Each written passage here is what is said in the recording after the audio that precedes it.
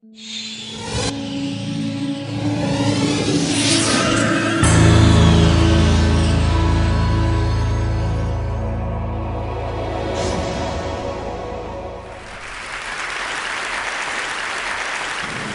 a magician, I try to create images that make people stop and think. I also try to challenge myself to do things that doctors say are not possible. I was buried alive in New York City in a coffin, buried alive in a coffin in April 1999 for a week. I lived there with nothing but water. And it ended up being so much fun that I decided I could pursue doing more of these things. The next one is I froze myself in a block of ice for 3 days and 3 nights in New York City. That one was way more difficult than I had expected. The one after that, I stood on top of a 100-foot pillar for 36 hours. I began to hallucinate so hard that the buildings that were behind me started to look like big animal heads. So next I went to London. In London I lived in a glass box for 44 days with nothing but water. It was for me one of the most difficult things I'd ever done, but it was also the most beautiful. There were so many skeptics, especially the press in London, that they started flying cheeseburgers on helicopters around my box to tempt me. So I felt very validated when the New England Journal of Medicine actually used the research for science. My next pursuit was I wanted to see how long I could go without breathing, like how long I could survive with nothing, not even air. I didn't realize that it would become the most amazing journey of my life. As a young magician, I was obsessed with Houdini and his underwater challenges. So I began early on competing against the other kids, seeing how long I could stay underwater while they went up and down to breathe, 5 times while I stayed under on one breath. By the time I was a teenager, I was able to hold my breath for 3 minutes and 30 seconds. I would later find out that was Houdini's personal record. In 1987, I heard of a story about a boy that fell through ice and was trapped under a river. He was underneath not breathing for 45 minutes. When the rescue workers came, they resuscitated him and there was no brain damage. His core temperature had dropped to 77 degrees. As a magician, I think everything is possible. And I think if something is done by one person, it can be done by others. I started to think if the boy could survive without breathing for that long, there must be a way that I could do it. So I met with a top neurosurgeon, and I asked him, how long is it possible to go without breathing? Like, how long could I go without air? And he said to me that anything over 6 minutes, you have a serious risk of hypoxic brain damage. So I took that as a challenge, basically. My first try, I figured that I could do something similar, and I created a water tank and I filled it with ice and freezing cold water, and I stayed inside of that water tank hoping my core temperature would start to drop. And I was shivering, and my first attempt to hold my breath, I couldn't even last a minute. So I realized that was completely not going to work. So I went to talk to a doctor friend, and I asked him, how could I do that? I want to hold my breath for a really long time. How could it be done? And he said, David, you're a magician. Create the illusion of not breathing. It'll be much easier.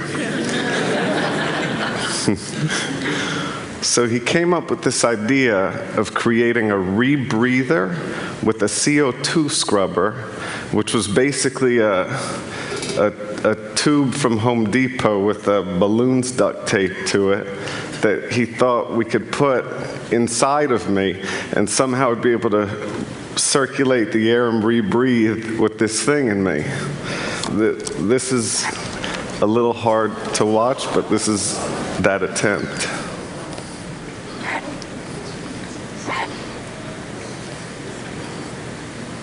So that clearly wasn't going to work. Then I actually started thinking about liquid breathing. There's a chemical that's called perfluorine, and it's so high in oxygen levels that in theory you could breathe it. So I got my hands on that chemical, filled the sink up with it, and stuck my face in the sink and tried to breathe that in, which is really impossible. It's basically like trying to breathe, as a doctor said, while having an elephant standing on your chest. So that idea disappeared.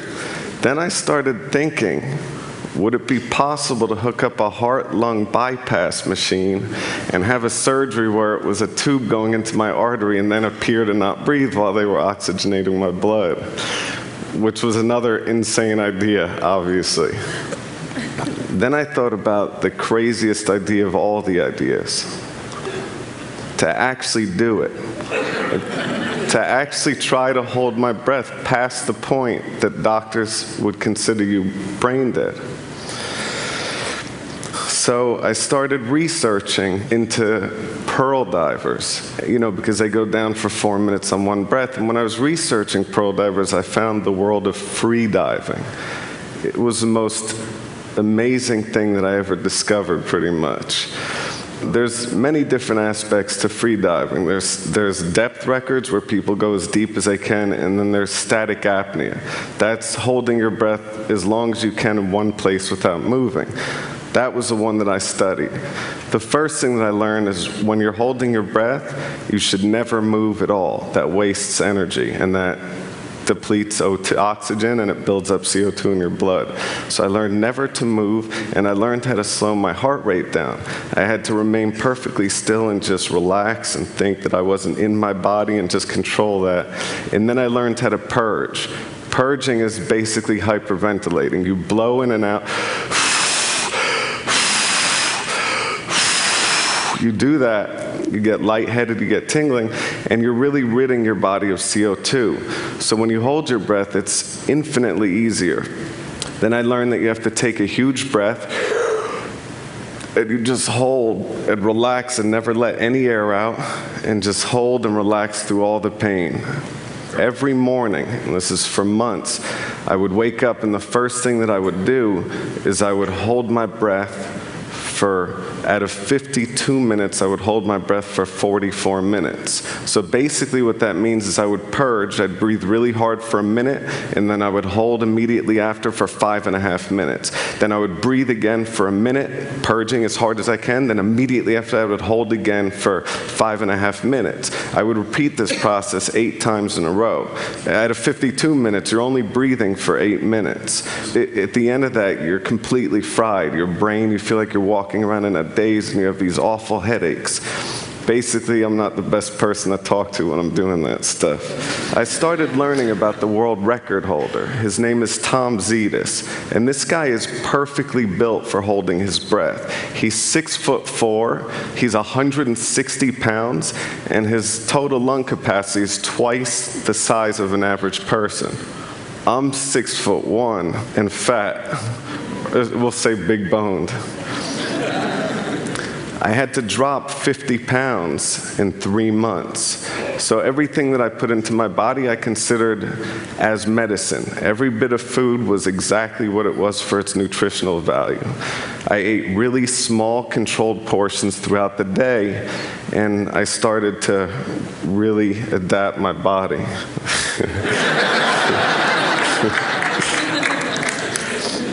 The thinner I was, the longer I was able to hold my breath, and by eating so well and training so hard, my resting heart rate dropped to 38 beats per minute, which is lower than most Olympic athletes. In 4 months of training, I was able to hold my breath for over 7 minutes.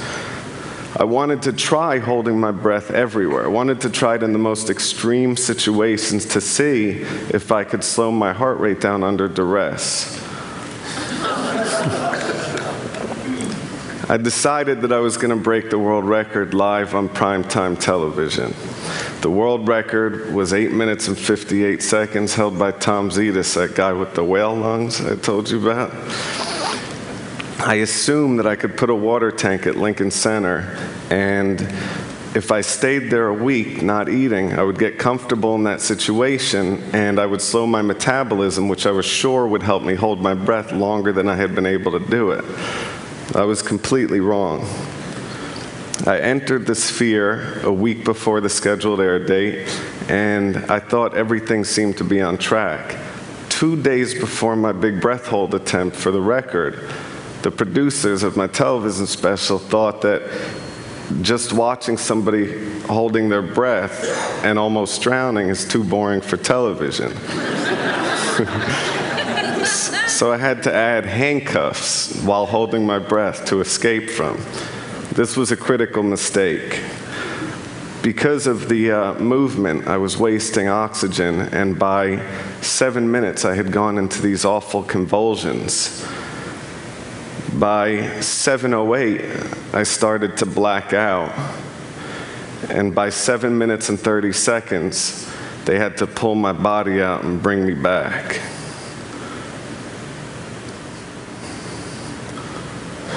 I had failed on every level. So naturally, the only way out of the slump that I could think of was I decided to call Oprah. I told her that I wanted to up the ante and hold my breath longer than any human being ever had. This was a different record. This is a Puro 2 static apnea record that Guinness had set the world record at 13 minutes. So basically, you breathe Puro 2 first, oxygenating your body, flushing out CO2, and you're able to hold much longer. I realized that my real competition was the beaver.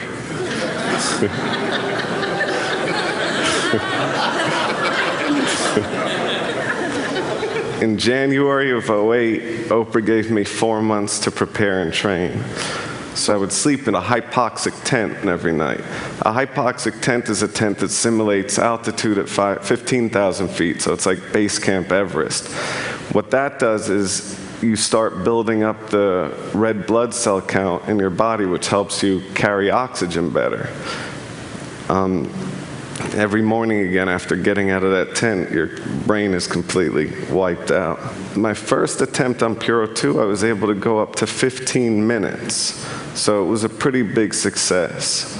The neurosurgeon pulled me out of the water because in his mind at 15 minutes, your brain is done. You're brain dead.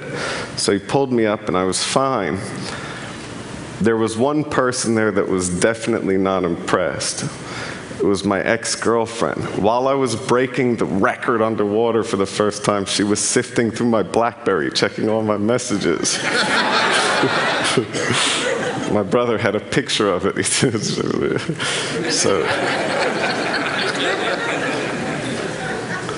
I then announced that I was going to go for Cetus's record publicly, and what he did in response is he went on Regis and Kelly and broke his old record.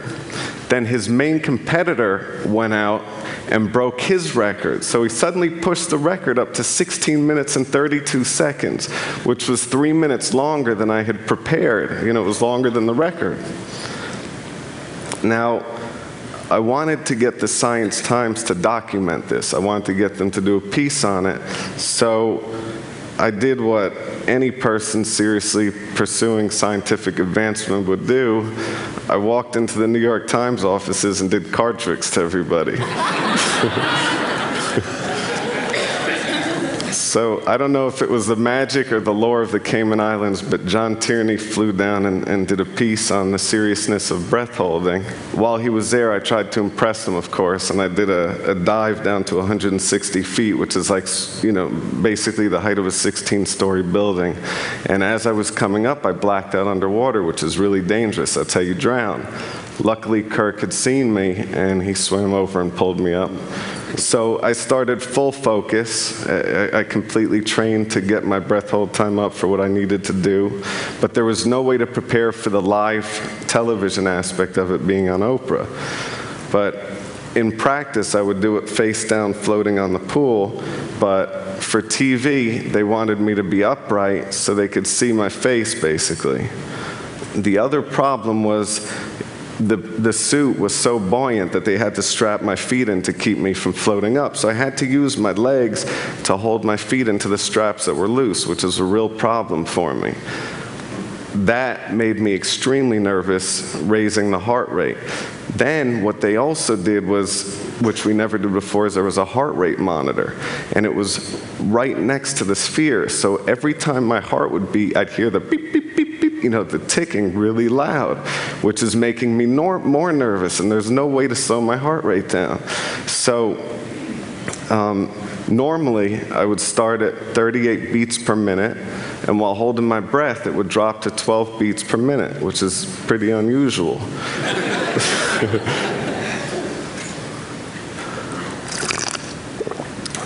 This time it started at 120 beats, and it never went down.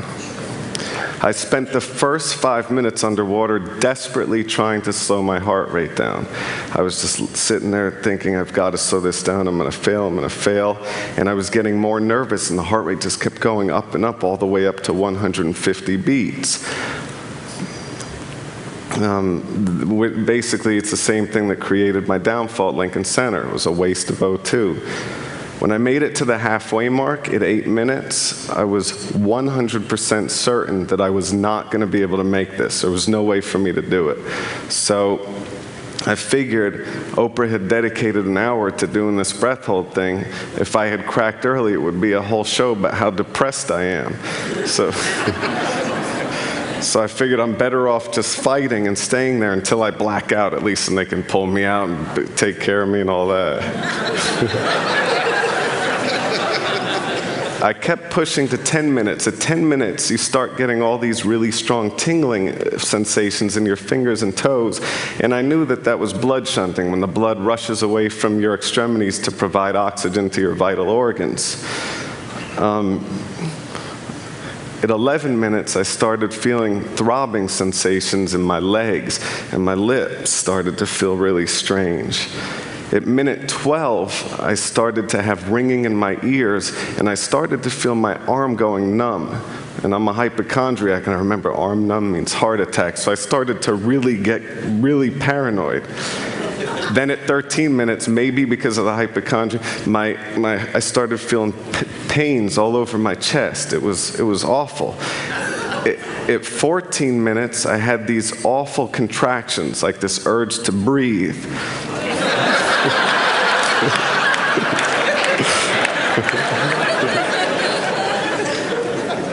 At 15 minutes, I was suffering major O2 deprivation to the heart, and I started having ischemia to the heart. My heartbeat would go from 120 to 50 to 150 to 40 to 20 to 150 again. It would skip a beat, it would start, it would stop, and I felt all this. And I was sure that I was going to have a heart attack. So at 16 minutes, what I did is I slid my feet out, because I knew that if I did go out, if I did have a heart attack, they'd have to jump into the body and take my feet out before pulling me up. So I was really nervous. So I let my feet out, and I started floating to the top. And I didn't take my head out, but I was just floating there waiting for my heart to stop. Just waiting. They had doctors with the, so sitting there waiting. And then suddenly I hear screaming. And I think that there's some weird thing, that I had died or something had happened. And then I realized that I had made it to 1632. So with the energy of everybody that was there, I decided to keep pushing, and I went to 17 minutes and 4 seconds.